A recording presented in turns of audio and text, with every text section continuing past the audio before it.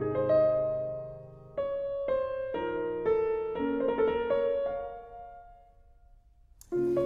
vais vous parler d'Uranus, pour vous parler du Verseau.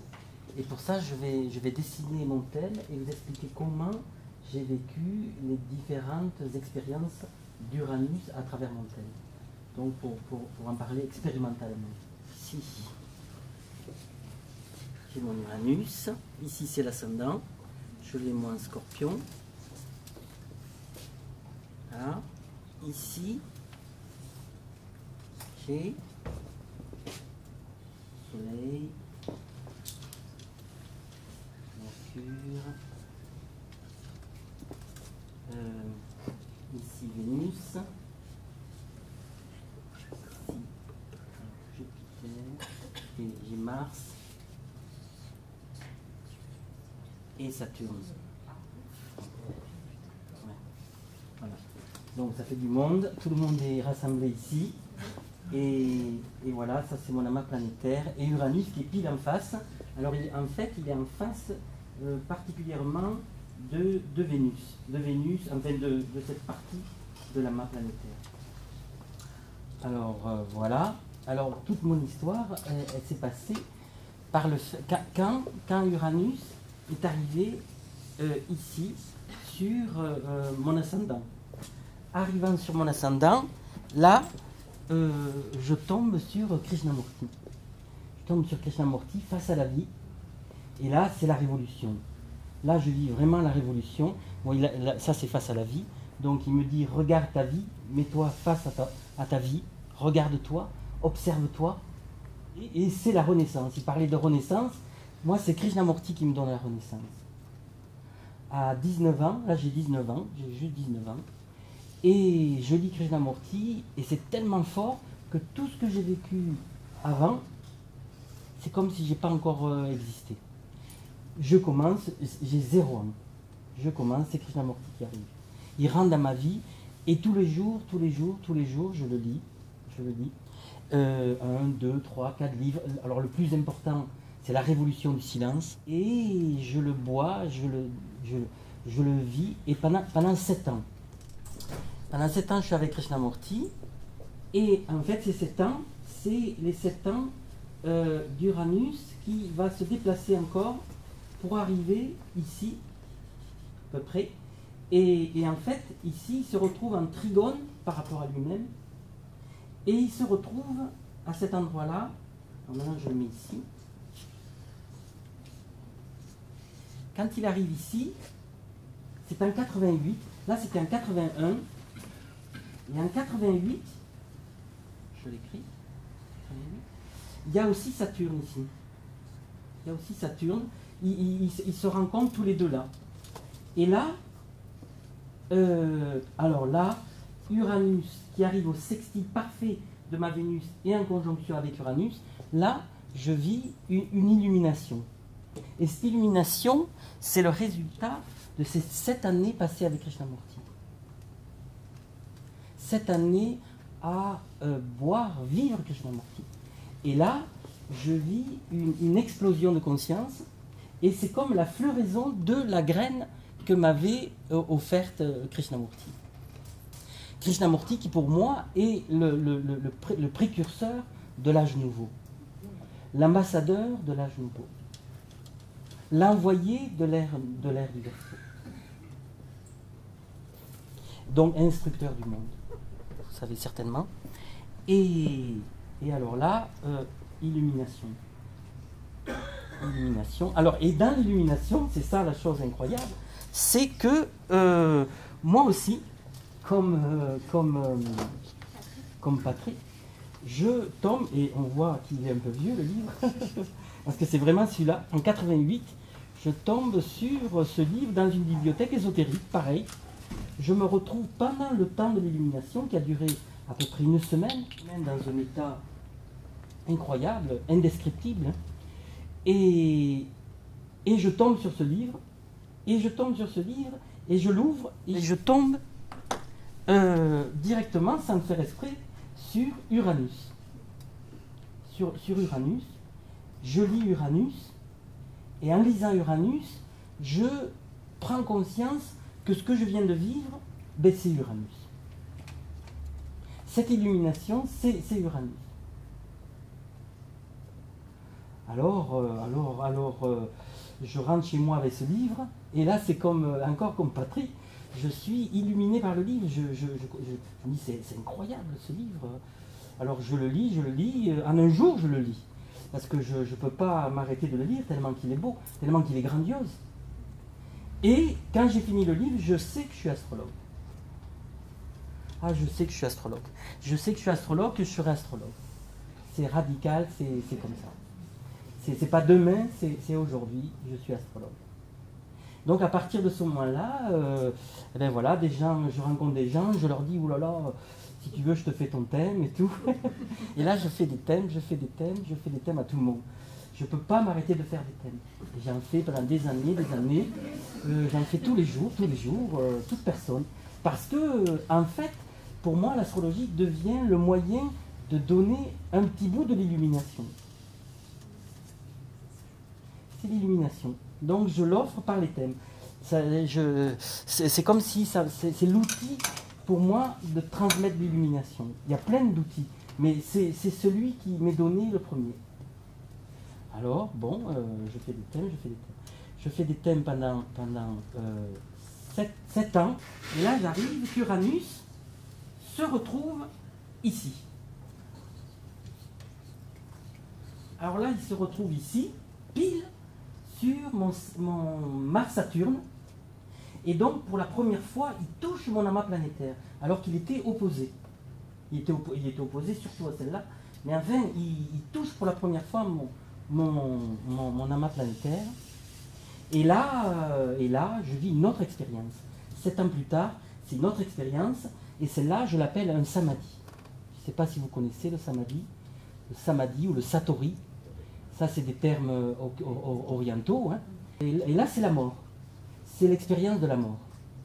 Et pourquoi? Parce que pendant ce temps, Pluton qui était ici, Pluton il était ici, Pluton il était là, et je vais le mettre P, et entre-temps, lui, il était arrivé ici. Alors, Pluton, lui, il joue le rôle de la mort. Il tue mon individualité, il tue mon je suis.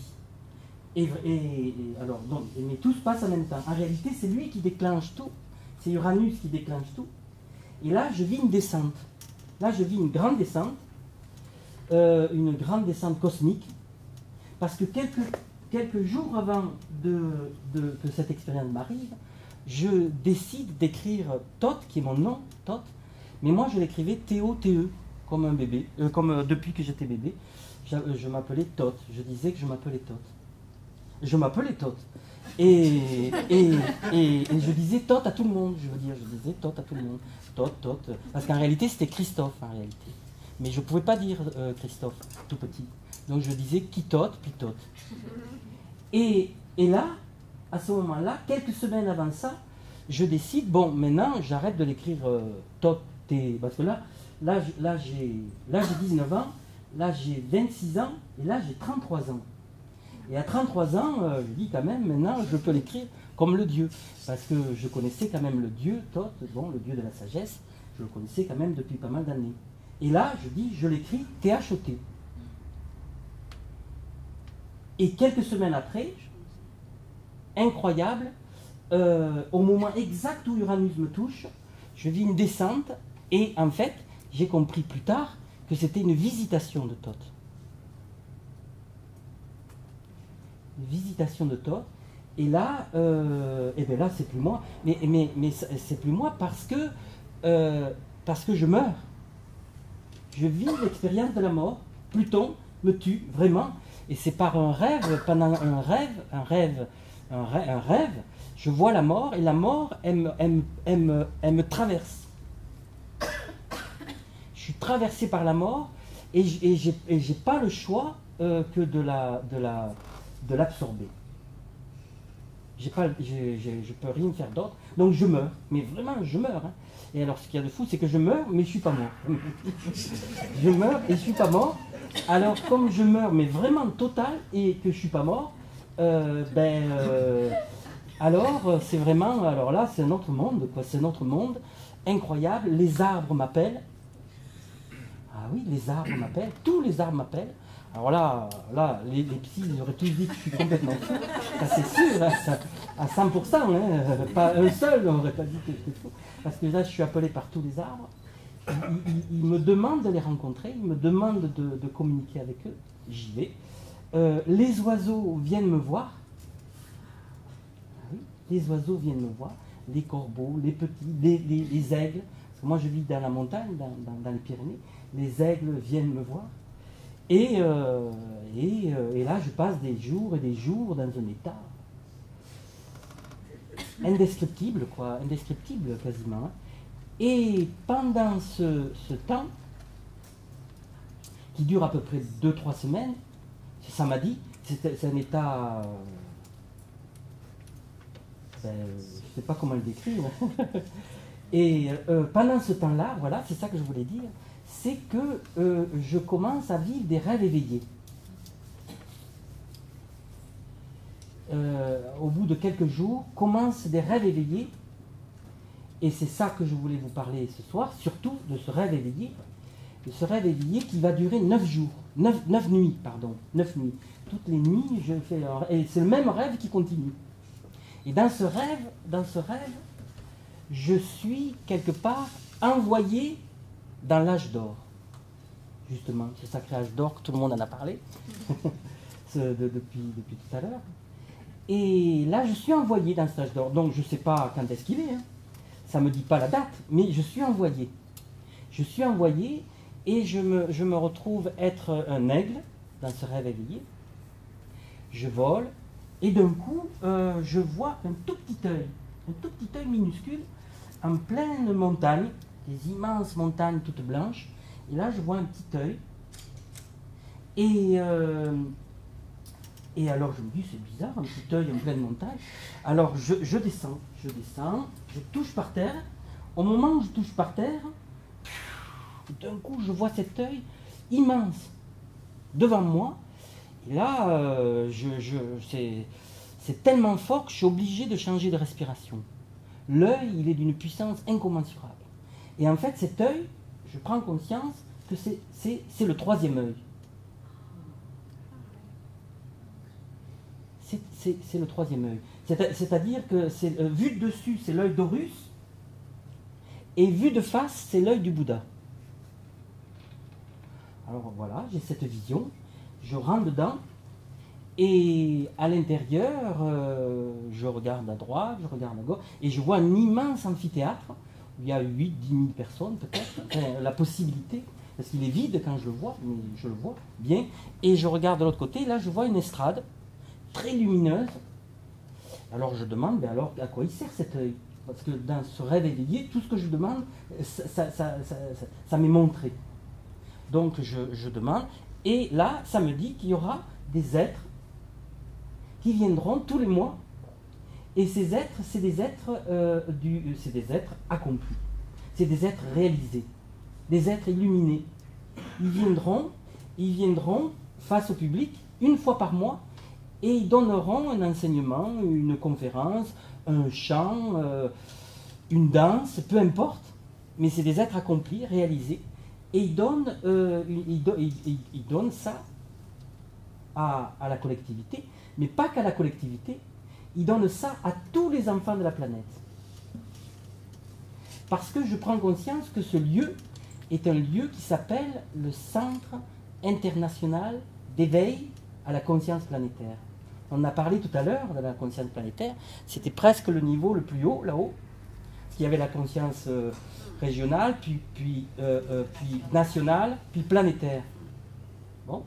Et bien justement, là, ce lieu, il s'appelle le Centre international d'éveil à la conscience planétaire.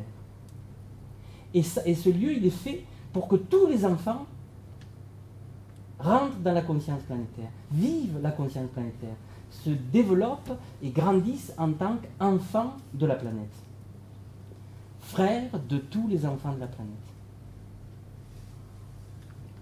Et à partir de ce moment-là, ben voilà, ce moment-là, une fois par mois, c'est qu'une fois par mois, c'est télédiffusé dans toutes les écoles du monde. Toutes les écoles du monde reçoivent l'enseignement d'un être éveillé, illuminé. Donc les enfants voient quel est l'objectif de l'éducation. Et l'objectif de l'éducation, c'est de se réaliser, c'est de s'accomplir soi-même.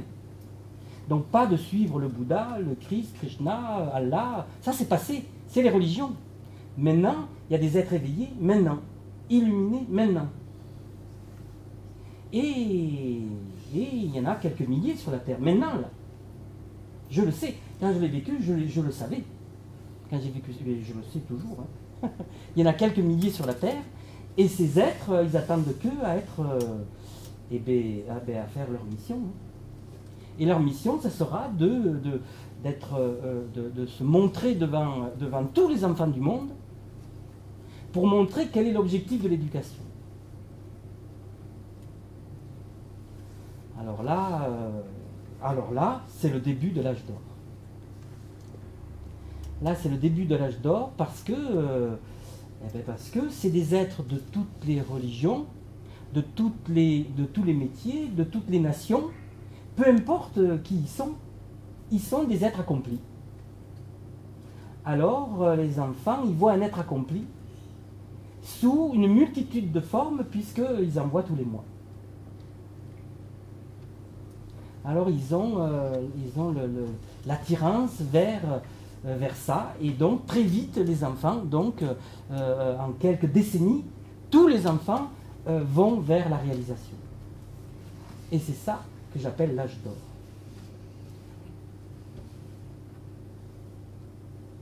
C'est la réalisation de chacun qui est arrivé à mon amas planétaire. Donc qui me prenait ma place. C'est que moi j'étais là en tant qu'individualité, en tant que collectivité même.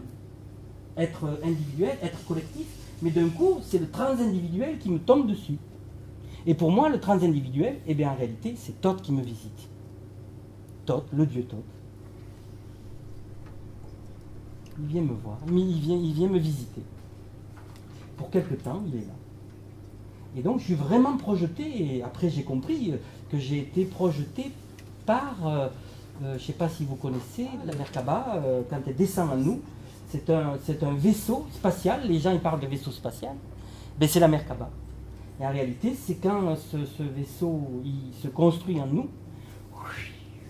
là on fait 18 mètres de diamètre d'énergie, et c'est comme ça, c'est la Merkaba qui se réveille, et avec cette Merkaba, on peut s'envoler où on veut, on va où on veut. C'est la Merkaba. Donc je me suis retrouvé là-dedans, alors là, c'était tellement énorme que je ne pouvais pas descendre à la ville. Hein. Je ne pouvais pas descendre à la ville, c'était trop puissant, c'était trop fort ce que je vivais. Moi je vivais mon truc, maintenant je vous le raconte, mais à l'époque je ne le racontais à personne. Parce que c'était trop puissant, c'était supra puissant. Et donc là j'ai compris qu'est-ce que c'était Uranus. L'Uranus dont parlait Charles-Étienne Bouga. Parce qu'il explique ce que c'est Uranus, très précisément.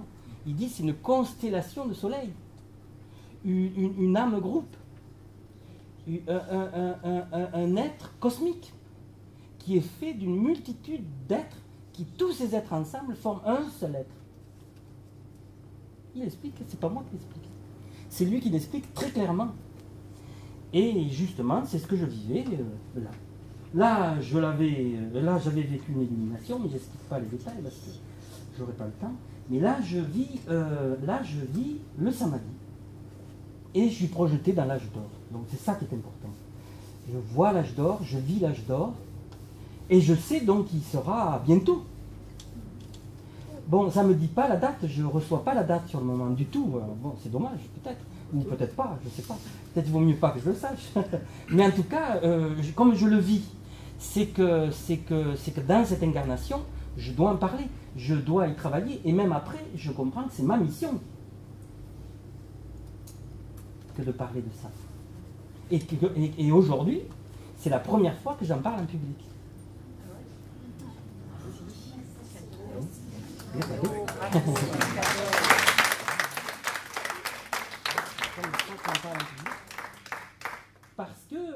Parce que c'est tellement énorme qu'on ne peut pas en parler comme ça. Hein.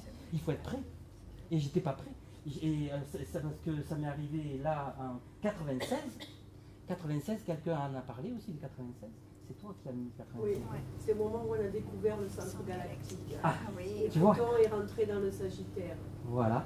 Et le centre galactique, et moi je vis la galaxie. On découvre le centre galactique, moi je vis la réalité galactique. En 96. Et vous vous rendez compte, maintenant on est... Le galactique, c'est un constellatif, c'est l'union de notre galaxie, et donc c'est un collectif de soleil. C'est ça, c'est un collectif de soleil. C'est pour ça, c'était plus moi. C'était plus moi. D'un coup, la collectivité me tombe dedans par un être, et c'est un être en réalité, mais cet être, c'est un être collectif. Il englobe une multitude d'âmes, toutes ces âmes ensemble, c'est un seul être. C'est comme ça. Et là, je comprends qui c'est vraiment Uranus. Alors là, je le comprends vraiment. Je l'avais déjà compris avant, mais là, je fais plus que le comprendre. Il m'est descendu dedans, dans la matière. C'est physique. Voilà. Alors un autre truc très intéressant, je voulais parler ce soir, c'est les croix. Les croix, alors les croix de Vouga. Les croix de Vouga, pour moi, sont le cœur de l'enseignement de l'astrologie. Croix de Vouga, alors il y a la croix cardinale, par exemple, ici.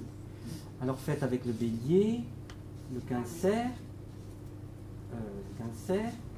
là la balance. Je me trompe. Ça c'est le lion. Bon, je ne trouve pas. Et le capricorne. Ça y est, je ne vais pas savoir le faire. Tu veux que je le fasse? Oui, ah oui, ça me vient pas. Allez, tu parles et je le fais. Allez, c'est voilà. Ah voilà, c'est ça, c'est la balance. Ah voilà, le capricorne. Là, le taureau.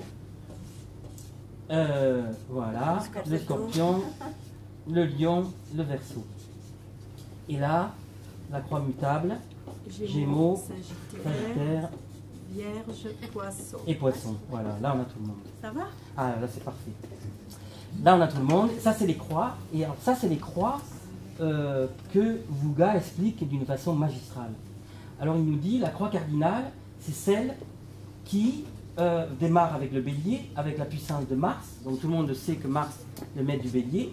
Et Mars vient réveiller l'inconscient personnel du cancer, le faire monter à la balance, on en prend conscience, et le matérialiser là-haut au Capricorne. Et en fait, cette croix, c'est celle qui va nous amener à passer de l'âge de l'enfance à l'âge adulte. Donc c'est une croix simple mais fondamentale parce que on se verticalise, on devient un être adulte. C'est l'homme réalisé. Celle-là, elle commence en bas, mais c'est Vénus qui est quand même concernée. Là, c'était la croix de l'action, là, c'est la croix de l'amour. Et là, ça démarre avec le lion qui va ici dans le scorpion au verseau, et du verseau au taureau. Alors là, qu'est-ce qui se passe? Eh bien, c'est Vénus qui va grandir, et Vénus, c'est le cœur, et c'est le cœur qui s'épanouit. C'est le cœur qui grandit toujours plus, par le fait de traverser le scorpion, donc les transformations. C'est l'ego qui se transforme en mourant dans le scorpion. Il meurt et il aboutit dans le verseau. Et dans le verseau, justement, le petit lion qu'on était au début, on devient Uranus. L'amour universel. On devient l'Uranus, l'amour universel. Du petit amour, on arrive à l'amour universel, l'amour cosmique. On devient Uranus. Ici, on est un soleil. Donc cette croix, c'est pour nous faire devenir des Uranus. Donc c'est la croix du Verseau, c'est la croix de maintenant. Celle-là, elle a déjà été vécue, celle-là, c'est celle qu'il faut vivre. C'est la croix christique. La croix christique, la croix qui amène l'homme à devenir un être divin. Là, on devenait un être humain réalisé, accompli, là-haut. Ici, on est un être humain, on est une divinité. Donc c'est la croix fondamentale, elle est au centre. Et l'autre travaille en même temps, mais elle travaille ici avec le Sagittaire, le feu du Sagittaire, qui va dans le Poisson, et qui va transformer notre inconscient cosmique. Là, c'était personnel, ici, c'était collectif, et ici, c'est cosmique. Donc là, elle travaille sur des réalités cosmiques. Et cet inconscient cosmique descend dans le Gémeaux. Là, on canalise dans le Gémeaux, on reçoit les informations des mondes cosmiques, et ça se manifeste dans la Vierge. Et la Vierge qui représente le corps illuminé. Si on accomplit cette croix, on devient un être illuminé.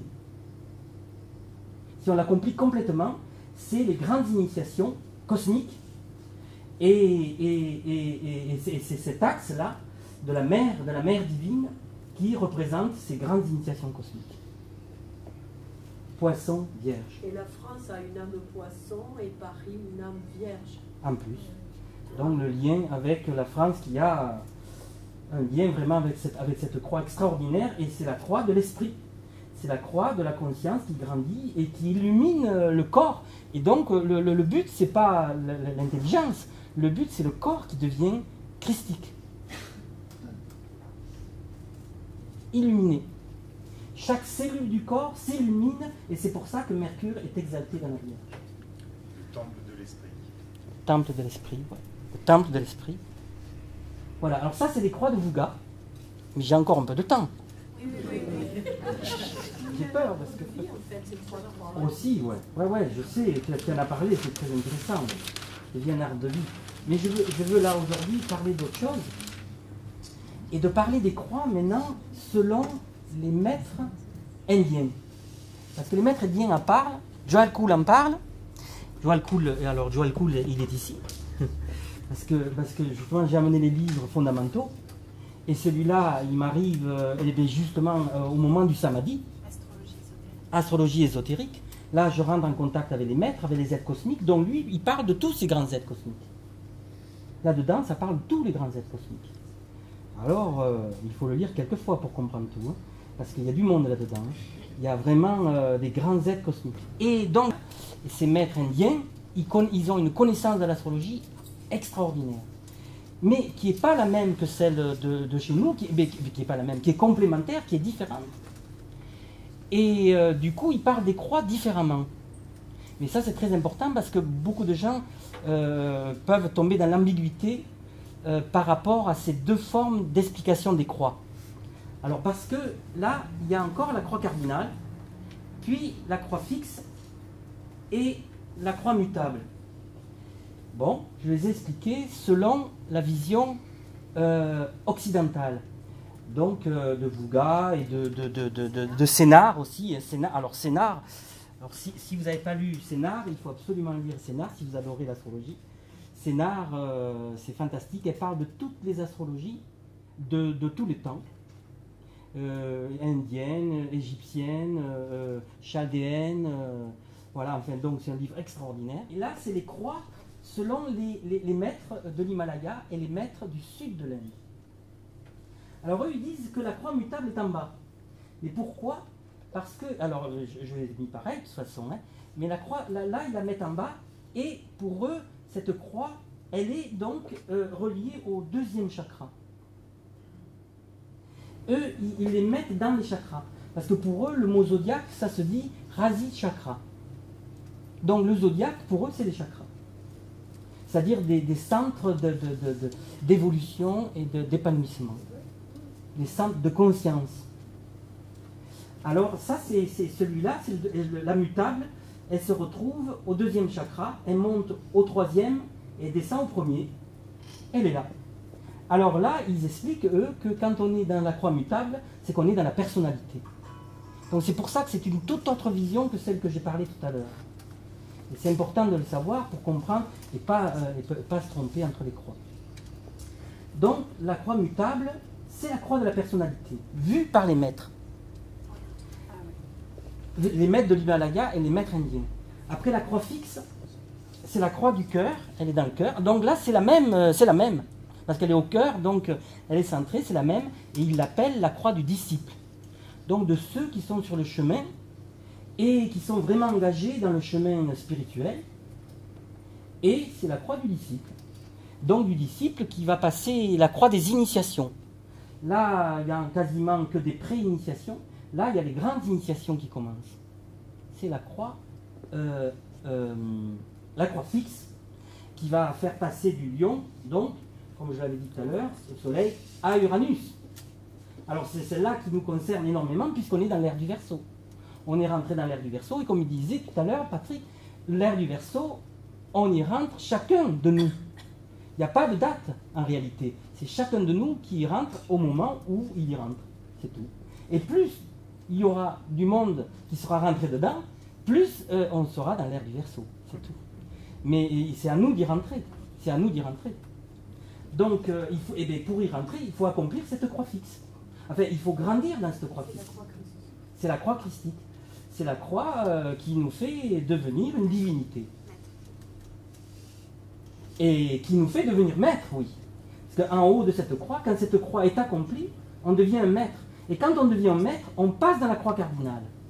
Et ça, c'est la vision encore des maîtres de l'Himalaya. Et là, on rentre dans la croix cardinale. Et la croix cardinale, vue par les maîtres, elle est encore dans les chakras. Elle n'est pas dans le zodiaque comme ça. Sinon, on ne peut pas la comprendre. Elle est dans les chakras. Et ça, c'est super important. Elle est dans les chakras. Et là, la croix cardinale, là, elle est dans le troisième œil. Ici, c'est le troisième œil. Là-haut, c'est le Brahmarandra, c'est la fleur aux 1000 pétales, donc le chakra coronal. Et ici, c'est la gorge. Donc, quand on est dans cette croix, le plus bas niveau de notre être, c'est la créativité. Notre centre de conscience, c'est la volonté divine. Donc, voilà, là, ça s'appelle la croix des maîtres, la croix de l'instructeur. Là, on est un être ordinaire, là, on est un disciple, là, on est un instructeur. Et voilà, on monte toujours plus haut. Donc, ces croix, c'est vraiment intéressant, mais quand on les comprend par les chakras. Il y a un renversement, en fait. Parce qu'entre l'Occident et l'Orient, il y a un renversement et un échange. Voilà, mais c'est comme quand on regarde un 6 là, de l'autre côté, c'est un 9. C'est un 9, voilà. Bon, alors là, tout est... Dans l'arbre de vie, elle se renverse et... Ouais. Mais voilà, là c'est l'homme, c'est vraiment l'homme, et on sait que le bélier, il est là. Et le bélier, c'est la tête, ça on le sait. Et le poisson, il est là, et le poisson, c'est les pieds. Bon, mais là, c'est l'homme. Donc, c'est pas le zodiaque. C'est l'homme, c'est dans le corps de l'homme. Donc, je trouve que ces croix, c'est vraiment intéressant de comprendre et d'arriver à se situer. Alors, un autre truc qui est très important, c'est que les maîtres disent que tous ceux qui resteront là seront enlevés. Ouais. Donc, ça veut dire qu'il faut vraiment passer dans le deuxième, là, être disciple, c'est-à-dire être un être de cœur, un être d'amour, un être de foi, un être de connaissance, pour rester dans l'âge d'or. Ceux qui resteront là, ils seront enlevés de l'aura de la terre. Ça, c'est les prophéties des maîtres de l'Himalaya. Donc c'est très important de comprendre ces croix et de savoir où on se situe dans ces croix. C'est l'histoire des croix. Et le dernier point que je voulais expliquer, il n'y a plus de trucs, tant pis. Le dernier point, c'est l'astrologie galactique. Donc je suis tombé aussi sur l'astrologie galactique suite à mon samadhi, normal, puisque j'étais parti dans la galaxie quelque part. Et bon, donc c'est un livre, je voulais dire, qui est très important quand même. Et c'était pour rebondir sur le fait que moi, le fait d'avoir vécu l'astrologie de cette façon-là, je ne pratique pas l'astrologie ni comme Vuga, ni comme Rudyard, ni comme les autres astrologues. Je la pratique par le fait d'avoir vécu Krishnamurti, vraiment, et d'avoir rencontré l'astrologie. Et le mélange des deux fait que l'astrologie que je pratique, je l'appelle l'astrologie de l'éveil. L'astrologie de l'éveil, l'astrologie de la réalisation. Parce que pour moi, la seule chose importante, c'est pas ce qui va nous arriver, Vénus, Mars, Jupiter, tout ça. C'est quand Uranus, Neptune, Pluton va en conjonction rencontrer une petite de nos planètes, donc Mercure, Soleil, Vénus, une de nos petites planètes, pour nous éveiller. Donc pour chacun de nous, avec les thèmes, c'est tout le temps différent. Mais arrive un moment où Uranus il touche une petite planète, et là c'est l'opportunité de se réveiller. Ça ne veut pas dire que la personne elle va se réveiller. Hein. C'est l'opportunité, et en tant qu'astrologue, c'est le devoir de dire, là, et la possibilité de l'éveil. Et la possibilité de l'éveil par Uranus, ça veut dire la libération de tous les karmas. Alors c'est énorme, je ne sais pas si vous vous rendez compte. Tout le monde rame avec ses karmas et tout, sous Saturne, mais quand Uranus arrive, il peut nettoyer tout. C'est terminé. Voilà. Et donc je voulais dire que donc, moi je pratique cette astrologie. L'astrologie, je l'appelle de l'éveil, l'astrologie initiatique ou l'astrologie galactique. Et donc, du coup, les gens qui viennent à moi sont ceux qui sont dans la croix fixe et qui veulent monter même à la croix cardinale.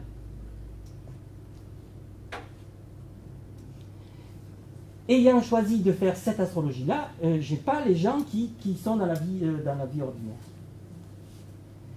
Non, ils ne viennent pas. Donc c'est les disciples. Et... non, ils ne viennent pas me voir. Et l'autre point que je voulais dire, c'est qu'en 96, quand j'ai vécu le Samadhi, j'ai été envoyé à Auroville. Fancho en a parlé. J'ai été envoyé à Auroville parce que c'est une ville galactique. Donc les liens encore entre avoir vécu la galaxie, avoir vécu Uranus, et qu'Auroville est une ville galactique. C'est vraiment une galaxie. Je ne sais pas si vous savez, vous connaissez Auroville. C'est une galaxie. Et au centre, il y a le Matrimandir, qui est l'âme de cette galaxie. Donc c'est plus qu'une âme. C'est le symbole du Verseau. Symbole du Verseau, parce que c'est la galaxie. C'est la galaxie. C'est la conscience galactique. Donc Auroville est un embryon des mondes futurs. Et je disais ça parce que j'ai été envoyé là-bas, moi, dès 96, ça fait pile 20 ans, là. J'ai été envoyé, et je suis allé tous les ans, une fois, 2 fois, 3 fois par an, pour faire des thèmes aux gens d'Auroville. Parce qu'à Auroville, c'est une multitude d'initiés, de disciples et d'initiés, qui viennent presque tous, pas tous, mais quand même, des disciples, des initiés, qui viennent de l'Égypte. Parce que cette ville, Auroville, avait déjà commencé du temps d'Akhénaton. Et donc maintenant, c'est la suite à Akhénaton. À 33 ans, la ville a été éliminée. Et là c'est la suite. Et là, elle a 48 ans, je crois. Et elle aura 50 ans dans 2 ans. Donc c'est déjà pas mal. Elle a passé le cap des 33 ans. Donc c'était pour dire, donc là, ma façon de faire les thèmes, et je finis avec ça, c'est que donc je regarde essentiellement Uranus, Neptune, Pluton.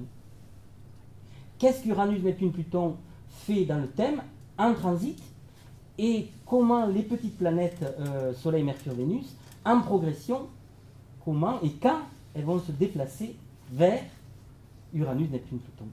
Parce que pour chaque thème, c'est différent. Mais les transits des grosses sur les petites et les progressions des petites sur les grosses, c'est là les opportunités des grandes initiations. Uranus, Neptune, Pluton donnent des initiations à ceux qui sont prêts à les recevoir. Ceux qui sont dans cette croix. Et là commencent les premières initiations, 1, 2, 3, 4, et après la 4e, il y a 5, 6, 7, 8, 9 qui se vit dans la cardinale. Donc c'est les grandes initiations cosmiques qu'on apprend quand on étudie l'Égypte. Parce qu'en Égypte, ça se vivait. Et en Atlantide aussi. Oui, 2 autres choses. Ce livre extraordinaire, L'ère du Verseau, encore l'ère du Verseau, t'es Gianni. Un autre, et celui-là, c'est de Warnon. Est-ce qu'il y en a qui connaissent Warnon? Elisabeth Warnon. C'est une femme extraordinaire, une femme maître, il n'y en a pas beaucoup, mais c'en est une extraordinaire. Comment ça, il n'y en a pas beaucoup? Il n'y en a pas beaucoup, mais il y en a. De femmes maîtres? Oh, ben, pas trop, mais il y en a. Non, il y en a. Il y en a. Pas peur. C'en est une, et elle a écrit donc ce livre extraordinaire. Bien sûr, Blavatsky, Alice Bellet, et tout ça, bien sûr, c'est l'extraordinaire. Et là, Warnon qui écrit L'ère du Verseau, et c'est un livre elle a canalisé le maître Jupiter. Alors, tu vois, Jupiter, le maître Jupiter de l'Inde. Livre extraordinaire. Donc c'est pas elle qui parle, c'est le maître Jupiter. Le maître Jupiter, si vous lisez Alice Bellet, donc Astrologie ésotérique, vous apprenez qu'il est le maître depuis des centaines de milliers d'années de toute l'Inde. des centaines de milliers d'années. Le maître Jupiter. Le grand maître Jupiter. Et celui-là, livre alors, qui est aussi extraordinaire, Astrologie spirituelle. Et ce livre, il est essentiel pour ceux qui connaissent celui-là. Alors bon, ça dépend si vous le connaissez ou pas. Bon, mais voilà, bon, c'est pas grave. Ça, c'est astrologie ésotérique. Mais si on veut pratiquer l'astrologie ésotérique ou spirituelle, il faut ce livre-là. Parce que ce livre-là, c'est la pratique de l'astrologie spirituelle. Celui-là, c'est le lien entre l'astrologie et la science des rayons. D'ailleurs, il s'appelle l'astrologie ésotérique, mais c'est le livre des rayons. Parce qu'il a écrit 3 ou 7 livres sur les rayons, je ne sais plus, c'est 3 ou 7. Et celui-là, c'est un des livres de la science des rayons. Mais celui-là, c'est le livre d'astrologie spirituelle, et qui complète celui-là, et qui donne toutes les techniques pour accomplir ce qui a été dit dans celui-là. Enfin voilà. Donc c'est astrologie spirituelle. Et c'est parce que je connais le maître qui transmet cet enseignement. Il est encore vivant. Il s'appelle Kumar. Et derrière lui, il y avait Krishnamacharya. Et Krishnamacharya a écrit ce livre. Et il y a le DVD là. Et il y a le DVD. Ouais, on a un DVD qu'on a fait à Paris avec Fanchon. Fanchon y est dedans. Et là, on avait fait un DVD pour faire l'union de l'astrologie occidentale et orientale. Que c'était pour la rencontre de Rudyard, de Vuga et des maîtres indiens. Parce que tout le monde, là, sur Internet, critique l'astrologie tropicale. Vous devez être conscient de ça. L'astrologie tropicale, qu'elle est fausse, l'astrologie sidérale, c'est la bonne. Et les gens qui disent ça, ils ne savent rien à l'astrologie sidérale, parce qu'ils ne sont pas astrologues. Mais ils n'arrêtent pas de critiquer. Du coup, les gens ne comprennent plus rien. Ils disent « Ah oui, l'astrologie tropicale, c'est pour presque les idiots. Et l'astrologie sidérale, ça serait l'astrologie spirituelle. » Mais ce n'est pas vrai du tout. Parce que, par exemple, Krishnamacharya, qui est un des grands maîtres de l'astrologie spirituelle de l'Inde, se sert de l'astrologie tropicale. Et il sait qu'il y a des constellations autour, et les constellations envoient des énergies aux signes. Les signes envoie des énergies aux planètes, et les planètes nous les envoient à nous. Ça descend, tac, tac, tac, tac, tac. Mais il n'y a aucune contradiction entre la tropicale et la sidérale. Et la sidérale, c'est les Indiens qui s'en servent le plus, parce que, bon, mais ils ont choisi de suivre la sidérale. Mais la tropicale, c'est simplement qu'on choisit le cadre référentiel de la Terre qui tourne autour du Soleil. Et voilà, la Terre qui tourne autour du Soleil. La tropicale, je ne sais pas si vous l'avez compris, c'est de montrer où on est positionné par rapport à la Terre qui tourne sur elle-même. Ça, c'est les maisons, tac, tac, tac, tac, tac, parce que tous les jours ça tourne. Toutes les 24 heures, ça change les maisons. Et le Soleil, et la Terre autour du Soleil, et bien ça, c'est les signes. Donc, ça nous dit le signe et les maisons dans lesquelles on est. Donc, on se situe vraiment, grâce à l'astrologie, où on était vraiment. Et c'est pas de la blague, on est vraiment repéré. On est un endroit clair, net et précis. C'est celui-là qu'on utilise quand on veut se repérer en mer. Hein. Et oui, de toute façon, c'est le vrai zodiaque tropical, donc avec les équinoxes et les solstices, qui est fondamental. Fondamental.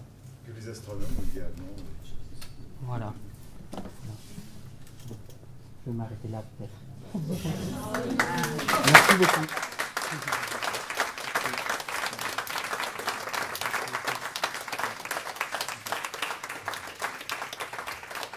Merci à Vega, l'étoile, qui nous a fait venir ici ce soir.